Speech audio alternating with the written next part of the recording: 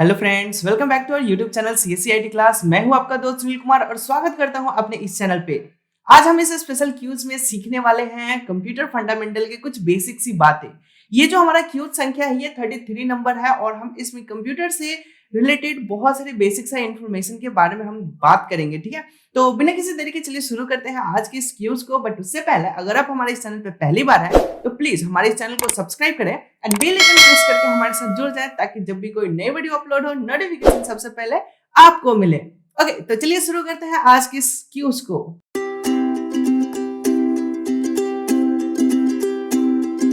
सो guys, तो मैं बता दूं कि आज का जो हमारा क्यूज संख्या है वो है 33 नंबर और आज हम कंप्यूटर फंडामेंटल से रिलेटेड कुछ बातें करेंगे, कुछ क्वेश्चन आंसर को करने वाले हैं।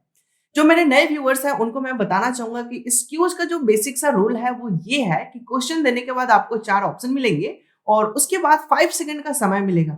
उन 5 सेकंड में आपको राइट आंसर चूज करना है और फिर फाइनली हम 5 सेकंड के बाद आपको राइट आंसर बताएंगे।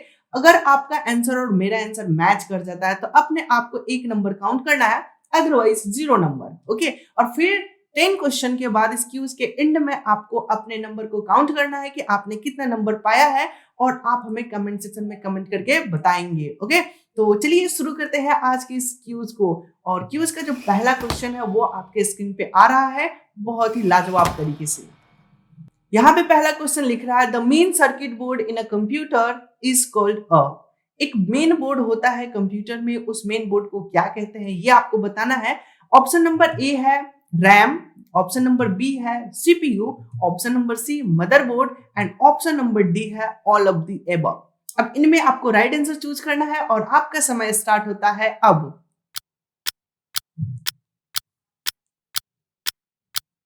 आई होप कि आपने यहाँ पे राइट आंसर चूज कर लिया होगा। तो मैं बता दूं इसका जो राइट आंसर होने वाला है वो होगा मदरबोर्ड। मदरबोर्ड होता है हर डिवाइस का एक अपना मेन बोर्ड होता है, मेन सर्किट बोर्ड होता है जिससे कि हर एक कंपोनेंट आके जुड़ता है, ठीक है।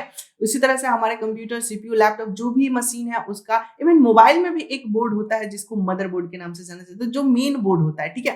तो मेन बोर्ड को मदरबोर्ड कहा जाता है बिकॉज कि हर एक कंपोनेंट उसी बोर्ड से जुड़े हुए होते हैं। ओके, चलते अब हम सेकंड नंबर क्वेश्चन के ऊपर। और सेकंड नंबर क्वेश्चन बता रहा है a light sensitive device that converts drawings, ठीक है। एक लाइट सेंसिटिव डिवाइस है जो कि ड्राइंग्स में कन्वर्ट करता है printed text on other images into the digital forms, ठीक है। अब इनको बताना है कि वो कौन सा डिवाइस है, ठीक है। तो पहला ऑप्शन है कीबोर्ड, दूसरा ऑप्शन है प्लॉटर, तीसरा ऑप्शन है स्कैनर और चौथा डिवाइस है ओएमआर। अब इन चारों डिवाइस में आपको बताना है कि वो डिवाइस जो भी टेक्स्ट हो या इमेज हो उनको डिजिटल फॉर्म में कन्वर्ट करता है, वो आपको बताना है और आपका टाइम स्टार्ट होता है अब।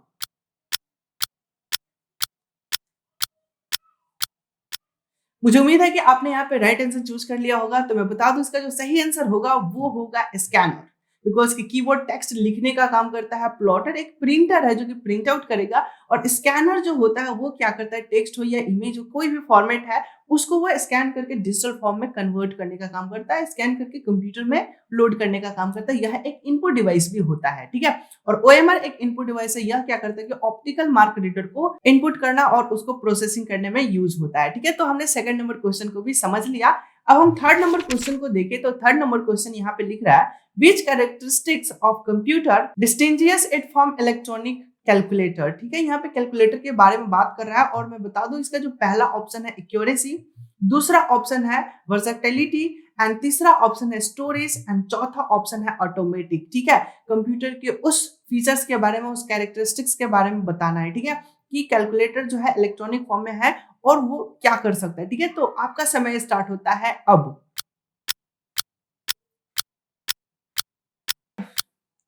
तो मैं बता दूं इसका जो राइट आंसर होने वाला है वो होने वाला है एक्यूरेसी। जो ये इलेक्ट्रॉनिक फॉर्म में कैलकुलेटिंग करेगा, कैलकुलेटर जो है वो बहुत ही इक्योर कैलकुलेट करेगा, सही करेगा, इसकी जो कैलकुलेशन होगा प्योर शुद्ध होगा, ठीक है। तो हमने थर्ड क्वेश्चन को भी समझ लिया। अब हम चलते हैं फोर्थ नंबर क्वेश्चन के ऊपर और यहाँ पे लिख रहा है which of the following is an impact printer, निम्नलिखित में कौन सा इम्पैक्ट प्रिंटर है। ऑप्शन नंबर ए है laser printer, option number B है inkjet printer, option number C dot matrix printer and option number D है नन ऑफ दिस ऑप्शन, यानी कि इनमें से कोई नहीं, ठीक है। तो आपका समय स्टार्ट होता है अब।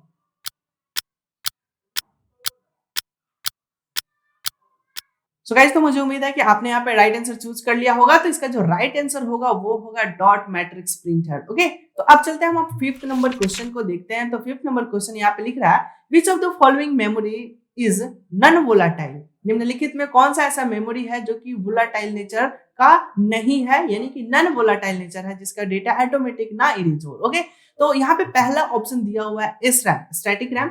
दूसरा ऑप्शन है D RAM, that means dynamic RAM. Third option है ROM, read only memory. And last option है ऑल ऑफ द एबव। यहाँ पे मिसप्रिंट हो रखा है, ऑल ऑफ द एबव होगा। ओके,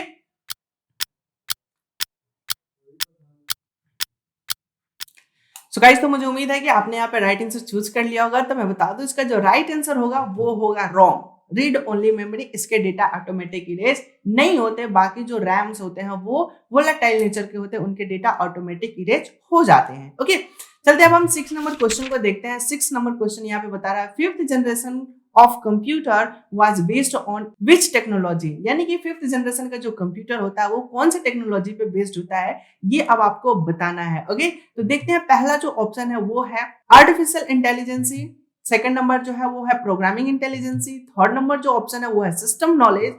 एंड लास्ट ऑप्शन है VVLSI, very very large scale integration. ठीक है, इसका फुल फॉर्म होता है। अब इनमें आपको राइट आंसर बताना है कि जो हमारा फिफ्थ जनरेशन का कंप्यूटर है वो कौन से कॉन्सेप्ट को फॉलो करता है। ओके, तो यहाँ पे आपका टाइम स्टार्ट होता है अब।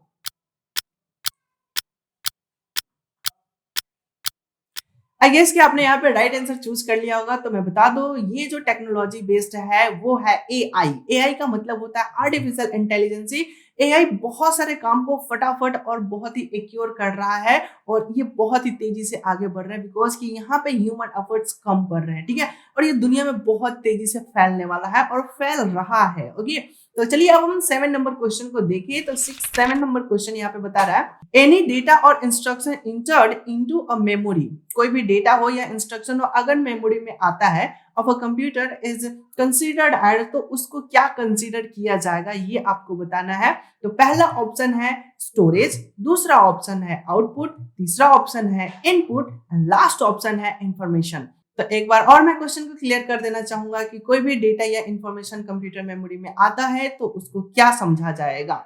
ओके, तो यहाँ पे टाइम स्टार्ट होता है आपका अब।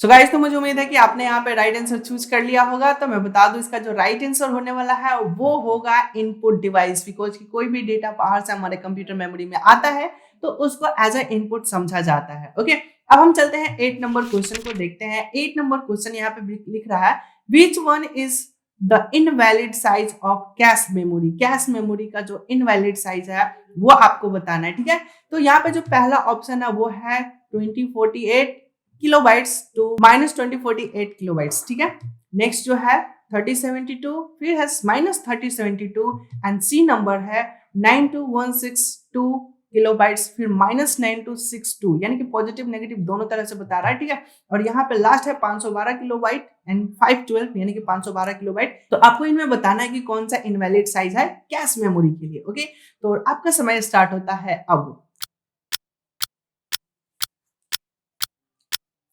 सो गाइस, तो मैं बता दूं, इसका जो राइट आंसर होगा वो होगा option number C. Cache memory का जो साइज होता है बहुत ही छोटे साइज का होता है। तो यहाँ पे जो भी छोटे छोटे नंबर है वो सभी के सभी सही हो जा रहे हैं, और ये बड़ा सा नंबर है तो ये गलत हो रहा है। ये एक्चुअली जीबी में जा रहा है, तो इतना जीबी का हमारे पास कैश मेमोरी नहीं होता। ठीक है, तो चलिए अब हम आगे बढ़ते हैं। आगे देखिए 9 नंबर, यानी कि सेकंड लास्ट क्वेश्चन है, और यहाँ पे लिख रहा है, which one is not a type of memory. निम्नलिखित में कौन सा मेमोरी का टाइप नहीं है, ये आपको बताना है। और ऑप्शन नंबर ए है रोम, ऑप्शन नंबर बी है cache, and option number C है EEPROM, and last option है जॉयस्टिक।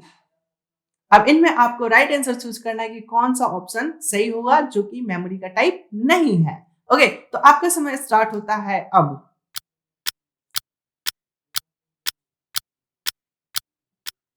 तो गाइस, तो मुझे उम्मीद है कि आपने यहाँ पे राइट आंसर चूज कर लिया होगा। तो मैं बता दूं, इसका जो सही आंसर होने वाला है वो होने वाला है option number D, joystick. Joystick कोई मेमोरी नहीं है और ना ही उसका कोई टाइप है। यह तो एक इनपुट डिवाइस है जिससे कि हम वीडियो गेम खेलते हैं, ठीक है। तो जॉयस्टिक एक इनपुट डिवाइस है, एज अ रिमोट कंट्रोल भी हम कह सकते हैं, बट वो गेम खेलने के लिए यूज किया जाता है। ओके, तो अब हमारी बारी है लास्ट क्वेश्चन की, और लास्ट क्वेश्चन यहाँ पे लिख रहा है, which of the following is a fastest memory.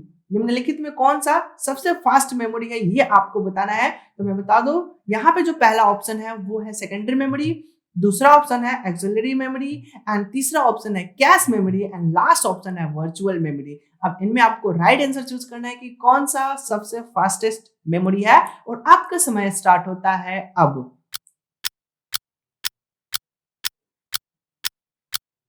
So guys, तो मुझे उम्मीद है कि आपने यहाँ पे राइट आंसर चूज कर लिया होगा। तो इसका जो सही आंसर होने वाला है वो होने वाला है कैश मेमोरी। कैश मेमोरी छोटा होता है लेकिन फास्ट होता है। डायनेमिक मेमोरी या फिर रोम या फिर वर्चुअल मेमोरी का, वर्चुअल मेमोरी तो इवन आपका जो हार्ड डिस्क होता है उससे लेकर बनाया जाता है, एज अ रैम यूज होता है, बट होता हार्ड डिस्क का ही पार्ट है, ठीक है। बट जो सबसे फास्टेस्ट है वो है कैश मेमोरी, और इससे भी एक फास्ट मेमोरी होता है जिसको हम लोग रजिस्टर बोलते हैं, ठीक है। बट इस ऑप्शन में रजिस्टर है नहीं, इसलिए इस ऑप्शन के अकॉर्डिंग यहाँ पे कैश मेमोरी सही हो जाता है। ओके, तो यहाँ अभी तक हमने 10 क्वेश्चन को सॉल्व कर लिया, और अब बारी है आपके इवैल्यूएशन की। आपने कितना नंबर ऑब्टेन किया, अब ये फटाफट कैलकुलेट करिए। कैलकुलेट करके हमें कमेंट सेक्शन में जरूर कमेंट करके बताएं। ओके, तो ये वीडियो अगर आपको पसंद आया हो, ये क्यूज आपको पसंद आया हो, तो इस वीडियो को लाइक करें और हमारा मोटिवेशन बढ़ाए। और हाँ, अपने नए नए दोस्तों के साथ जरूर शेयर करें जो कहीं ना कहीं कंप्यूटर पढ़ रहे हैं या कंप्यूटर नॉलेज गेन करने की इच्छा रखते हैं, उनके साथ जरूर शेयर करें। ओके, तो आज के इस वीडियो लेक्चर में बस इतना है। मिलते हैं हम अपने अगले क्लास में, तब तक के लिए धन्यवाद। Take care and bye bye.